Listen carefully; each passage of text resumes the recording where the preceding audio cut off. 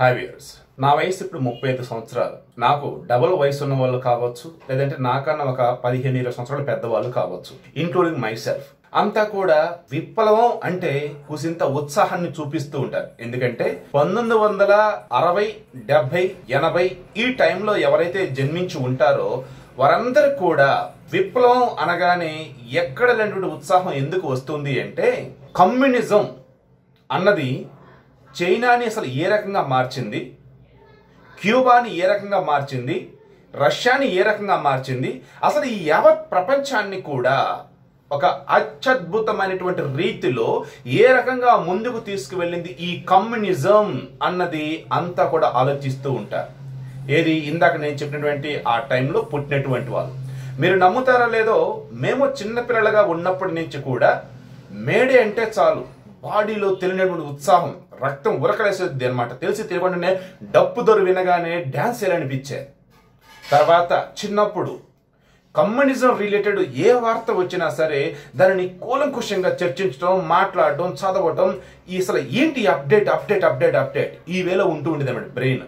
ఎందుకంటే ఎక్కడైతే 4 గోడల మధ్య బంధించబడి ఉన్నటువంటి మనుషులు ఆ 4 గోడల్ని బద్దలు కొట్టుకొని ఈ సమాజంలోకి వచ్చి నిలిచి గెలిచారో, అదేవిధంగా ఎక్కడైతే పెట్టుబడిదారులు మొత్తం అక్కడ సర్వనాశనం చేస్తూ ఉంటే వారి మీద తిరగబడి అక్కడ మరలా ఉద్యమంతో, విప్లవంతో అంతా కూడా తిరిగి అందరికీ సమానంగా పంచారో, వీటన్నిటి కారణం కూడా ఉద్యమమే, విప్లవమే.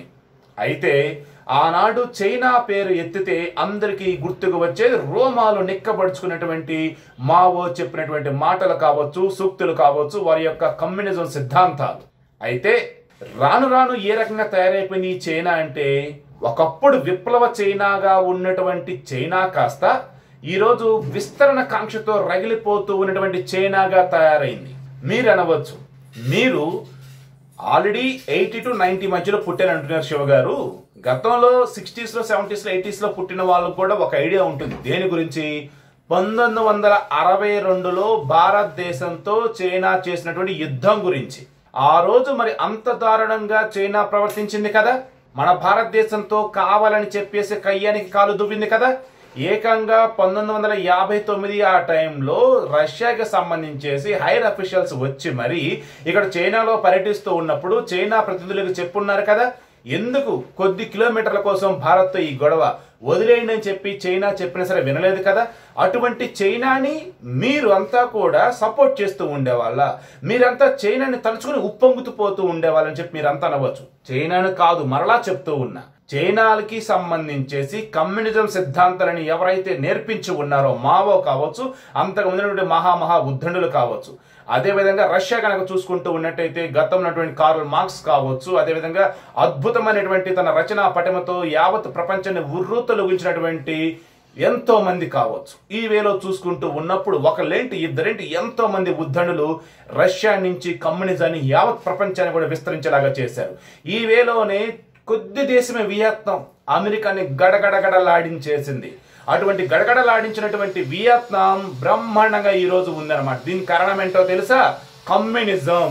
అదేవిధంగా క్యూబా, ఎన్నోసార్లు ఈ క్యూబాకి సంబంధించిన అధ్యక్షుడు ఎవరైతే చేస్తున్నారో అతను చంపాలని చెప్పేసి అమెరికా పన్నని కుట్రలు లేవు, కుయుక్తులు లేవు, అయినా సరే బ్రతికాడు. ఎందువల్ల అంటే ఒకే ఒకటి, కమ్యూనిజం వల్ల. ఈరోజు భారతదేశంలో కూడా కేరళ వచ్చేటప్పటికి ఎడ్యుకేషన్లో కావచ్చు, అదేవిధంగా కొన్ని డెవలప్మెంట్ యాక్టివిటీస్ పరంగా చూసుకుంటున్నప్పుడు కావచ్చు, సామాజిక సంస్కరణల పరంగా చూసుకున్నప్పుడు కావచ్చు, చైనా ముందంజలో ఉంటుంది. కారణం ఏంటన్నప్పుడు కమ్యూనిజం. మీరు అనవచ్చు, పశ్చిమ బెంగాల్ని ఏకంగా కొన్ని దశాబ్దాల పాటు జ్యోతి బసు వెళ్ళాడు కదా, ఆ తర్వాత బుద్ధదేవ్ భట్టాచార్య వచ్చాడు కదా, ఇప్పటికీ పశ్చిమ బెంగాల్ ఎందుకు అల్లాడిపోతూ ఉంది, అప్పుల్లో ఏంటి, డెవలప్మెంట్ పరంగా చూసుకున్నప్పుడు ఎందుకు కుంగిపోతూ ఉంది అని మీరు అనవచ్చు. దానికి కారణం ఏంటంటే అక్కడ మాత్రమే కమ్యూనిస్ట్ ప్రభుత్వం ఉంది, కానీ కేంద్రంలో లేదు కదా. దానివల్ల ప్రాపర్ వేలో వీళ్ళు అక్కడ రకంగా స్టెప్స్ తీసుకోవడంలో ఫెయిల్ అయి ఉన్నారు. ఇది ఒక రీజన్. ఇంకో రీజన్ ఏంటంటే, చైనాని సపోర్ట్ చేయడానికి మన వాళ్ళు అసలు అడుగు వేసింది ఎప్పుడు అన్నప్పుడు 1962 ముందు వరకు కూడా భారత్ చిని అంటే భాయి భాయ్, అంటే భారత్ చైనా అంటే భాయి భాయ్ అన్నట్టుగా ఉన్నారు. దానికి కారణం ఏంటి? మన ప్రధాని జవహర్లాల్ నెహ్రూ చైనాని అంతగా బాగా నమ్మటం ఒకటి, మన భారతదేశంలో అంత బాగా చైనాని నమ్మటం. కానీ ఆ రోజు చైనా పడినటువంటి కొన్ని కుట్రలు కుతంత్రాల వల్ల చేజేతులారా మనం భూఖండం కొంత కోల్పోయాము.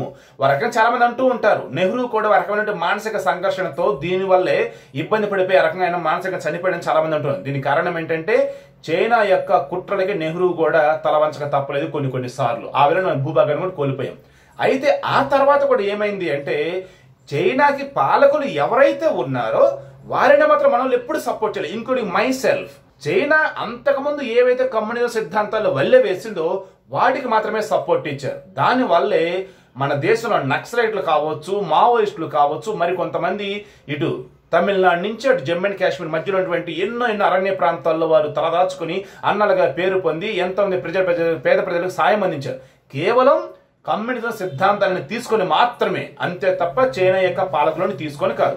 ఇక ఈ రోజు కనుక మనం చూసుకుంటూ ఉన్నట్టయితే ఎందుకు ఇది అంత ఉపద్ఘాతం అంతా ఎందుకు ఇచ్చానంటే ఒకప్పుడు విప్లవ చైనాగా ఉన్నటువంటి ఇది ఈరోజు విస్తరణ చైనాగా మారిపోయి చుట్టుపక్కల ఉన్నటువంటి దేశాలందరితో కూడా కవ్వింపు చర్యలు పాల్పడుతూ ఉన్నా సరే భారతదేశంలో ఉన్నటువంటి కొంతమంది కమ్యూనిస్టు నాయకులు మాత్రం ఆనాడు 1962 చైనాతో యుద్ధం సాగించాల్సి వచ్చినప్పుడు రోజు నుంచి ఈ రోజు వరకు కూడా ఈ రోజు చైనాతో యుద్ధం సాగించాల్సిన రోజులు వచ్చినా సరే గ్యాల్వన్ లోయ ఏరియాలో అయినా సరే కమ్యూనిస్టు నాయకులు ఎవరైతే ఉన్నారో కొంతమంది పనిమాల చైనానే సపోర్ట్ చేస్తూ ఉన్నారు.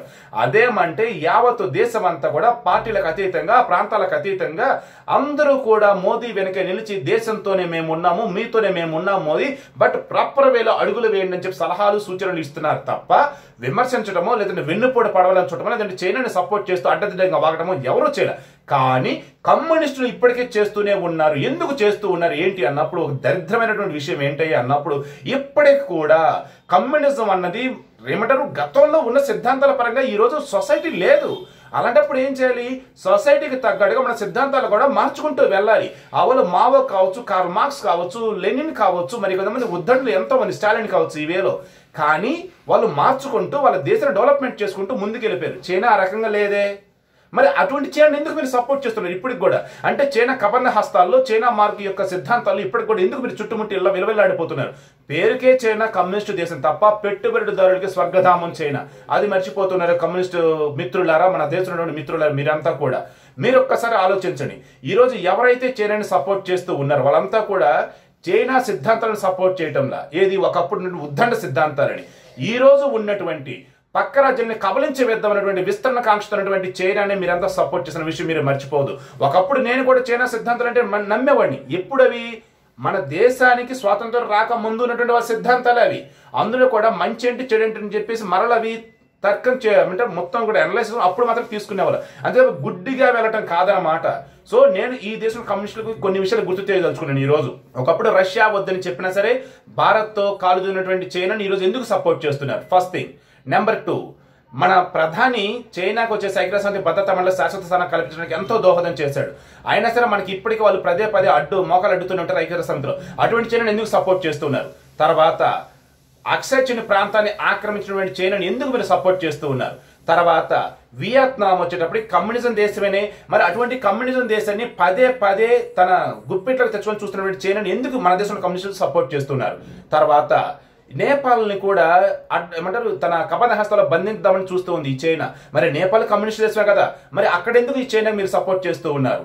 తర్వాత పక్కన ఉన్నటువంటి మయన్మార్ కావచ్చు, భూటాన్ కావచ్చు, అదేవిధంగా ఇండోనేషియా కావచ్చు, మిగతా ఎన్నో దేశాలతో గిల్లి కజ్జలు, అంతెందుకు తన నెత్తి మీద ఉంటే మంగోలియాతో కూడా ఎన్నో గిల్లి కజ్జలు పెట్టుకుంటూ ఉండేది ఈ చైనా దేశం. ఈవెన్ మంగోలియాలో కూడా కమ్యూనిస్టులు అనేది వాళ్ళు ఉంటూనే ఉన్నారు. ఈవేళ చుట్టుపక్కల దేశాలు అన్నింటిలో కూడా గొడవలే.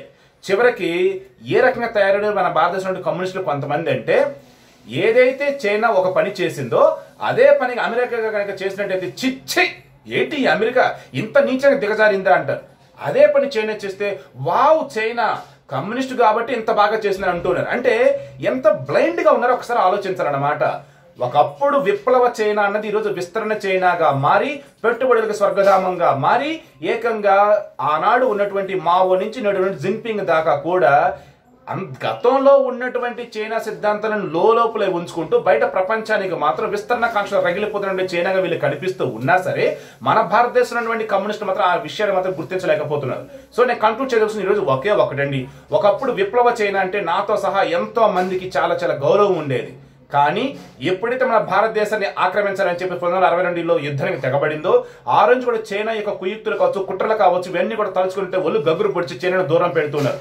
కానీ మన దేశంలో ఉన్నటువంటి ఒక్క కమ్యూనిస్టులే, మళ్ళీ ఇందులో కూడా సిపిఐ సిపిఎం రెండు ఉన్నారు. ఇందులో కొంతమంది కొన్నిసార్లు విమర్శిస్తారు, కొంతమంది కొన్నిసార్లు ప్రేమిస్తూ ఉంటారు ఈ చైనాని.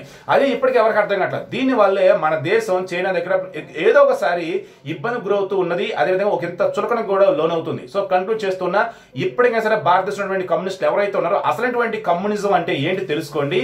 అది కనుక మీరు కనుక తెలుసుకున్నట్లయితే చైనాని చీకొట్టి మీరు కూడా దూరం పెట్టే రోజులు త్వరలోనే వస్తాయి.